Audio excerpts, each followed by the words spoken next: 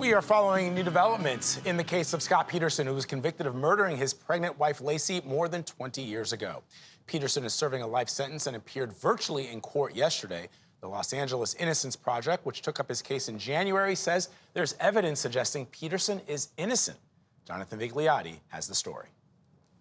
Absolutely. Thank you, Your Honor. Scott Peterson returned to court remotely Tuesday as part of an effort to win a new trial, this time with the help of the Los Angeles Innocence Project. We, the jury, in the above entitled cause, find the defendant, Scott Lee Peterson, guilty of the crime of murder.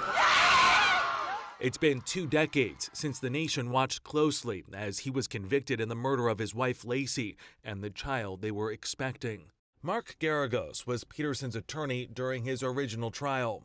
I've never believed that Scott was good for this, meaning guilty of this. There was absolutely no forensic or circumstantial evidence to show when it happened, where it happened, how it happened. In a motion filed in January, the team requested additional DNA testing of items, among them a glove and hammer left at the scene of a burglary that happened across the street from the Petersons' home. They've also asked for DNA testing on cloth from a bloodstained mattress found in a burned-out van parked in the area. The Innocence Project has always looked at DNA as the ultimate tool of exoneration.